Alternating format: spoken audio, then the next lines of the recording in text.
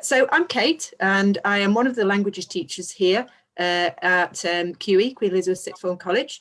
There are three of us on the call today. So I am a French teacher principally, and we also have Roswitha, who is a German teacher, and Sarah, who is our Spanish teacher. So you're going to be able to, after we've introduced ourselves, ask any questions that you have, and we'll tell you hopefully everything that you would like to know about coming to QE and learning a language. So as I said, I'm Kate, French teacher, and I'll just let Roswitha introduce herself next. Okay, I'm Roswitha. I teach German at QE together with my colleague Silke, who takes care of the conversation classes. I also teach supplementary Italian. And I pass on to Sarah. Hi, I'm Sarah. I am in charge of Spanish. I've got a Spanish assistant who works with me called Alicia, who again deals with obviously the conversation side of things, but we try to speak also as much as possible in lessons to improve the fluency. So it's just really nice to be here to answer all your questions tonight. I should say as well, we in the French department, there are three of us who teach the French. So we have a French assistante as well, Delphine, and everybody who learns one of the A-level languages has an hour with whichever language assistant it is. So for French, you would have an extra hour over and above the normal class time with the assistante, which is obviously a real boon for us that we have those three extra teachers there, so the extra hours.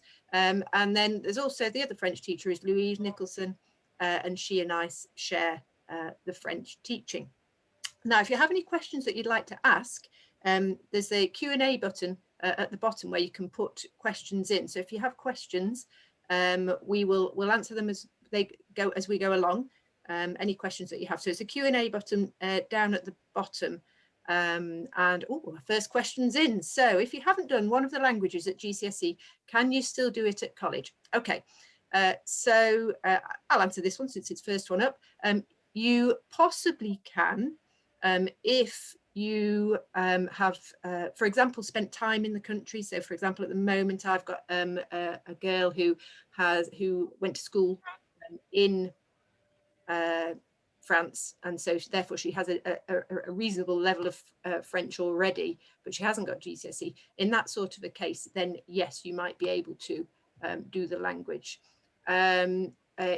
If possibly you've shown that you can do really well in other languages at GCSE, you might be able to do GCSE from scratch.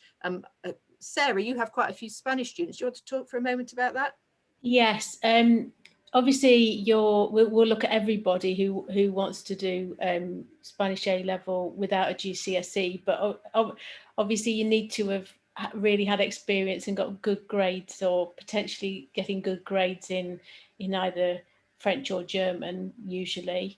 But we've had a lot of success. We've had students actually sort of going on to Oxford and Cambridge to study Spanish after starting it from scratch. So it's definitely possible if you're enthusiastic and you've got the ability. You have an extra class a week to sort of build up your standard to make you feel more confident, and you generally just join the A-level class right from the beginning, but just as a sort of listener to start off with, and then you kind of get integrated as you feel more and more confident. Okay, so hopefully that answers that question.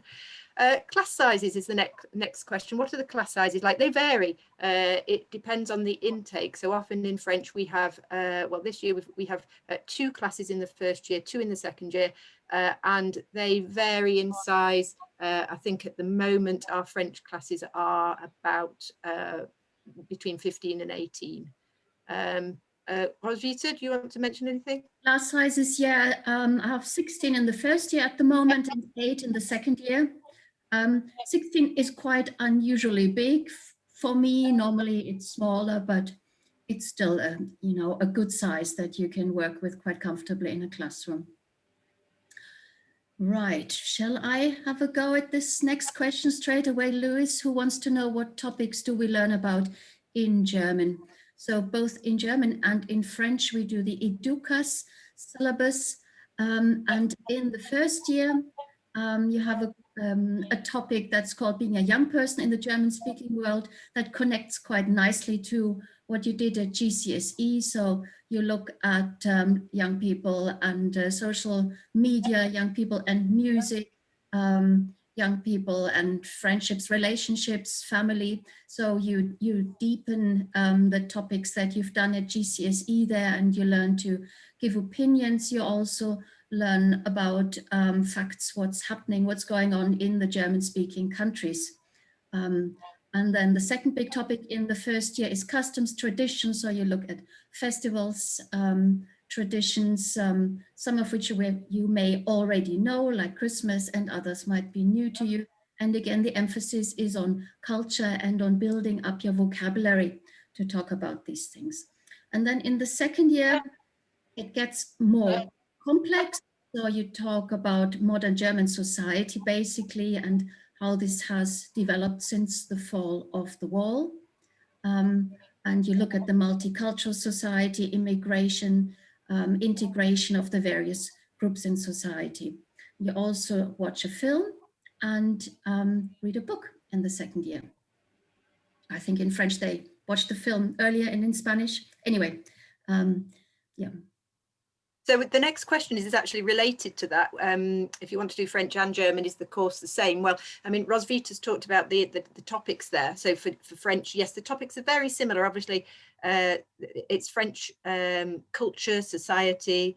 So looking at France in particular, but also French-speaking countries, so the Francophone world. So we look at French-speaking Africa, Canada, various other French-speaking countries, and look at society there as well, and culture in those areas. And then the second year topics for French, so it's mainly the Second World War is one of the aspects. Difference and diversity is the other one that we look at in the second year. So looking at various aspects of immigration and equality, of various things. So equality of women. So that's the difference and diversity idea. And then again, yes, as Rosita said, there's a film and a book that we look at as well in the second year. So it's the same exam board, but obviously focusing on French and German culture in the two subjects. Sarah, next question for you, if you would like. Oh yes, extracurricular Spanish. Under normal circumstances, yes, you would be able to do extracurricular Spanish and get a certificate in it, and also there are evening classes available as well. But at the moment, obviously none of that's happening, but hopefully by the time you get to us, we might be back to normal and those possibilities will be available to you again. Mm-hmm. Okay, next question, I think for me, do you focus on the subjunctive in A-level French? Well, I wouldn't say we focus on it. We do cover the subjunctive, but it's not something that we look at probably until the second year. Obviously, the subjunctive is an aspect of grammar that comes up and you see it in texts all the time, but we wouldn't actually focus on it as such until the second year. So we do look at all aspects of grammar, and we'll revise things that you'll have done at GCSE, and yeah, we go in detail into the various bits of grammar and making sure that you can manipulate the grammar into the language as well. GCSE grade, so you need a grade 5 in the language that you want to study, and you need an average GCSE grade 5 in terms of all your GCSE, so average grade 5. I don't know, Sarah, Roswitha, if either of you want to say more on that. No. I mean, it's a grade 5, preferably above, because it is a big jump from GCSE to A-level, so you don't feel too stressed about it and you can handle it. That's the grade we recommend. Yeah, so that links to the next question, doesn't it? How does it differ? Difficulty, you mentioned there, Sarah, didn't you? Yeah, it is a big step up. I mean, I think we'd be unfair not to sort of admit that, but we do take you by the hand and we do lead you through, and we support you, and you get lots of practice. And also we tend to sort of go back over grammar again to make sure everybody's got a really solid grammar basis, so you've got more than ample opportunity to really feel confident, and time as well, because it's a 2-year course. You've got plenty of time to improve. Yes. Yeah. Okay. And I just add to that, I think motivation is really important. If you like the idea, if you know you really want to learn the language, then you know you should go for it. This is also the thing when if you want to start from scratch without having had the GCSE, you really need the will and the passion to pull you through there, because only that will help you to put the work in. And the different from GCSE, I think that's the next question. I just think it's more interesting. I really do think that the topics get more challenging. They're more about learning about different countries. So obviously, if you're doing Spanish, you're learning about Latin America as well as Spain, and as well as Spain. In the same in French and German, you're learning about other countries, and you're not sort of talking about for example, about your family and your experience anymore. You're talking about how families in these countries live, and sort of about marriage, and you know, if Spanish people get divorced, and it's a lot more sort of on a more intellectual, sort of more interesting level, I think. Answer the question. Yep, that's right. More interesting aspects of society. Next question: on average, how many lessons will you have per week of the language you're studying? So you have 4 lessons a week with your main teachers, and then the extra hour with the assistant. So you have 2 lessons of an hour and 2 lessons of an hour and a half, and then the extra lesson with the assistant. Okay, exam board. Roswitha, would you like to tackle that one? Okay, the Dukas, which used to be the Welsh board, I think the exam boards in the end are all relatively similar, but you can easily find all the documents for that on the internet. Yeah, just type in Educas A-level specification and more information will pop up than you really want to read at that moment. Okay, so I better answer that as well. In Spanish, we're slightly different. We do AQA, but as Roswitha says, there's not that much difference between the 2 exam boards. Topics we cover in Spanish, well, with similar again. We sort of go from first year sort of talking about what it's like in sort of about the Latin American countries, about Spain, the cultural differences. There's everything, and there's a bit of history in the second year. As Roswitha said before, we study a film in the first year, a book in the second year. We're doing a bit about the Franco era at the minute. Politics as well come into it. There's a lot about sort of obviously about the nice things like the food and the fiestas and the music and all that kind of thing as well. Okay, good. The next question is about the hours and the timetable. I think we've answered it, but I'll just repeat in case you missed. So you get 2 hours of lessons plus 1.5 hours of lessons, which adds up to 3, 4, 5, and then you get an extra hour with your assistant. So in fact, you'll get 6 hours of lessons a week for each language. Okay. Right. Do we go in any? Oh, go on, Roswitha. Exchange and trips, shall I take that one? Yes, take that one. It's a question for each language, isn't it? Yes, in German, we do have a partner school, and we've done an exchange about 5 times, and not this year, not surprisingly.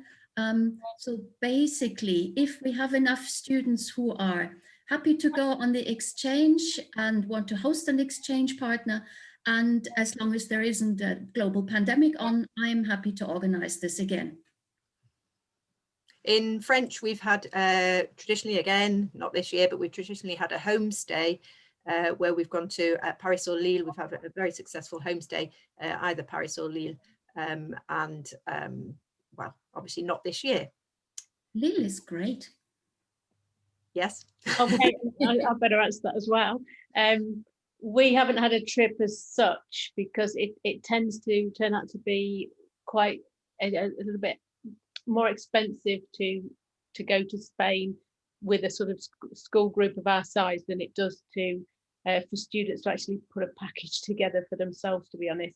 So what we've done is we've sort of recommended different courses for and work placements for students to go on in Spain, and they've sort of done that by themselves. Yeah, we have quite a lot of students who do find things, whether they might be cool. We've had students going on courses and jobs, nannying, that sort of thing is available sometimes. And they do seem quite successful at finding courses or whatever they want to do, traineeships. So we've had quite a lot of students go organise it themselves. My students have done that. There are all sorts of programs with German associations, Goethe Institute, that you can apply for and then do a work experience. This can be really successful. And then last year, because the trip wasn't possible, I managed to pair up a few students. And sometimes if a private friendship sort of email exchange springs up, then something can develop and private visits can take place. And you can go to Germany without your German teacher, which is even better.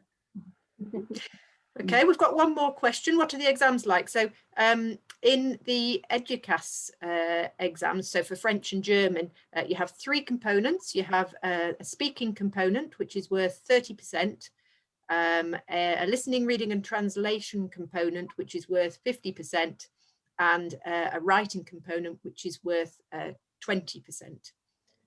So speaking, listening, reading, translation, and writing. And the writing is about the film and the book. Sarah, do you want to quickly talk about the AQA? Yeah, the AQA is it's the same percentages, just the exams are just in a different order. We still do an independent research project for the oral as well on the topic of your choice. And obviously the writing exam is where you write an essay on the book and on the film. Yeah. So there is an element of choice to the speaking. So the independent research project, you choose your own topic, whatever interests you related to the country, and you prepare, you do research. So it's interesting for you in yourself, because it's something that you're interested in, you want to know more about in terms of France or Germany or Spain or one of the countries that speaks the language. You do lots of research and then you can talk about it in the oral exam. So that's quite good, because it's geared towards what you're interested in. So, and also gives you the opportunity to prepare.